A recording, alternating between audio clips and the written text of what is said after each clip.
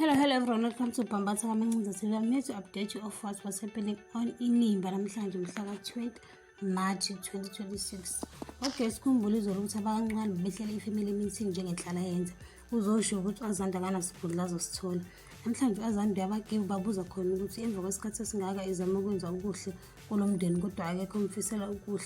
Washo khona ukuthi ulokhu ifuna abantu abazothuthukisa leli bhizinisi kodwa bona bakuboni lokho. Lapha akasekho okhuluma etafuleni uyena kuphela usezwasukuma wami ngezinyawo. Wathi uyamkhuza uzole wathi nje kahle wena. Avela wathi lengathi ufile uLazarus okuyilapho bekumele akhulumele khona unkosikazi wakhe. Wathi nje mina ngivula iminyango ngathi mina ngiyangcwaba.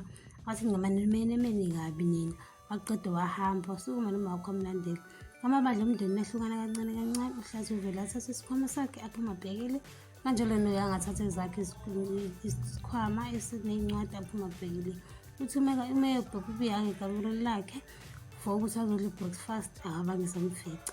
uNtsiki noThandeka bakamabandla bazobona uthumeka hawu wabuza uNtsiki ukuthi akaboni yini uthumeka ukuthi uyena uhlukanisa umndeni wakamabandla. Wathi ethi uyakhuza uThandeka wathi uzoyeka ukungena emlonyeni if ngikhuluma. Wathi nje umndeni wakamabandla ubuhlala kule ndla kusaphelele ngoba yena Thumeka wanqaba ukwamukela uZethu. Wathi manje nonke niblema mina ngokuthi ngabulala indodana yami. Wathi nje uNtsiki ayibulalanga kodwa uwena imbangela ukuthi if. Wathi ngimusa nje ukufuna ukuba sesayidini la Jess ekubeni ungaqualify. Wathi nje wena ufuna ukuvuma izimo zakho. Washo khona ukuthi uHlathi uyazivuma ezakhe and uyahila. Wathi uHlathi engahila unyaka wodwa ebese zitholela unkosikazi omhle ukudlula wena.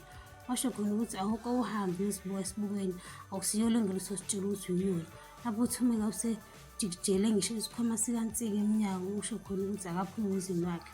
uHlathi usihlalele kusofa uThumeka uyakhuluma ngalani usho khona ukuthi into eniyaziyo njengamabandla okukhuluma ngegama lami hayi okunye. Avela wasuma uHlathi wathi hayi manje Thumeka. Wazi nje ukhathele ukukhuluma into eyodwa engalukiseki. Washo khona ukuthi ufuna i-divorce akakhululeke ayenze kodwa ukumthanda akasozayeka. Yebamba la ungakhohlwa ukucindezela notification bell no subscribe nomshiya umbono wakho. Bye.